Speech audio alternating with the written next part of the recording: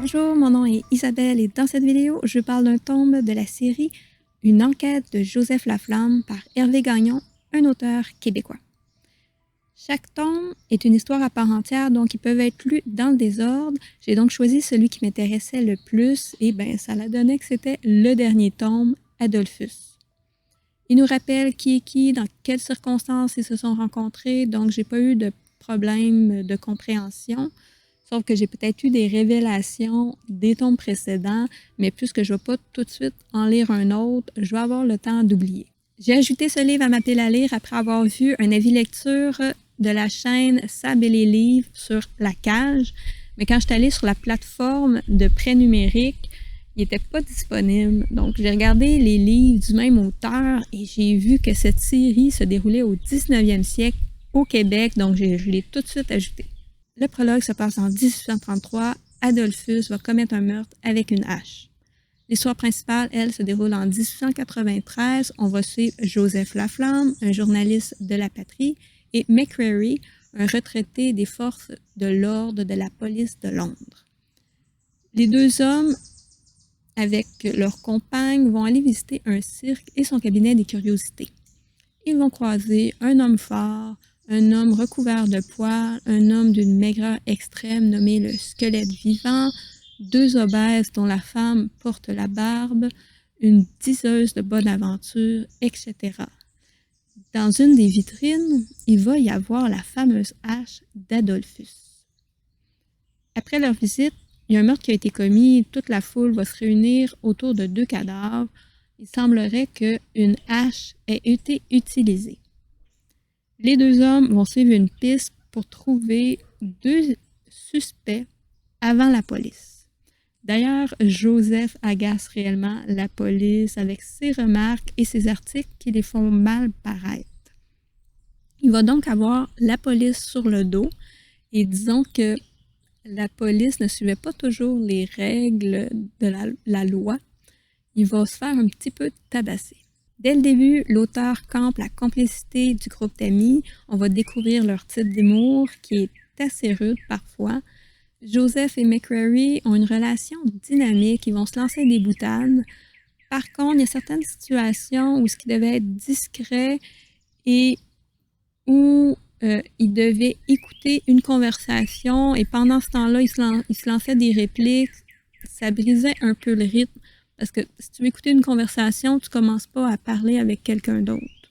Joseph est immature et désinvolte. Il n'est pas capable de rester sérieux 2 minutes. Il va lancer des pointes, soit par affection ou souvent pour être méchant. Sauf que des fois, ces répliques, ils n'ont pas autant de mordant. Ça peut être même bébé, comme « Vous avez mauvaise haleine, inspecteur ». Il a arrêté de boire. Et c'est peut-être une des raisons qui fait qu'il est aussi désagréable. Il faudrait que je lise les autres tomes pour savoir justement la raison pour laquelle il a arrêté de boire. Pour ajouter au réalisme, McCreary, qui est un Anglais, va parler anglais, donc le texte va être en anglais. Dans la version papier, j'imagine que la traduction est dans les notes de bas de page, mais dans la version numérique, c'est des renvois à la fin des chapitres. Donc, il y a un lien qui t'envoie à la fin du chapitre et rendu à la fin du chapitre, il y a un autre lien qui te retourne ou dans le texte où est-ce que tu étais. Pour les personnes avec un anglais de débutant, ça devrait quand même assez bien aller. L'anglais est simple, donc la personne n'aurait pas besoin de toujours aller lire la traduction. Par contre, pour des personnes qui ont zéro de connaissances en anglais, ça peut peut-être être irritant avec la version numérique de toujours aller dans les renvois à la fin de chapitre.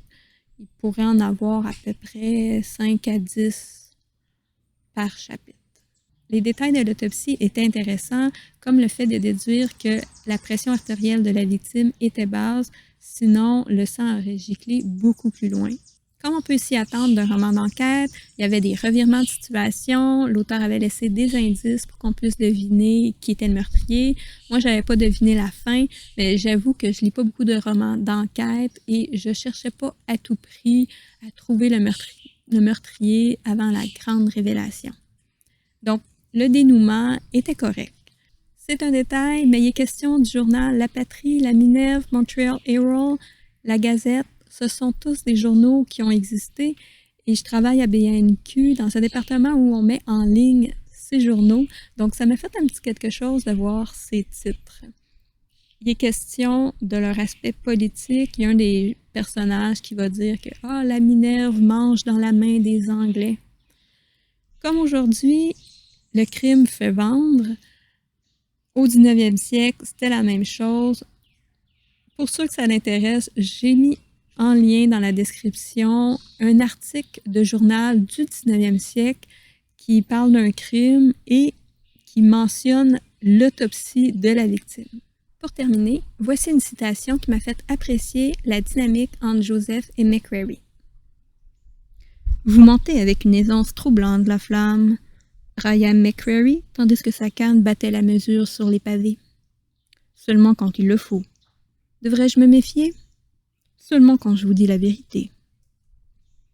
Dites-moi dans les commentaires si vous avez l'intention de lire un tome de la série Une enquête de Joseph Laflamme ou si vous en avez déjà lu un autre et si vous m'en recommandez un en particulier. Sur ce, je vous souhaite de bonnes lectures.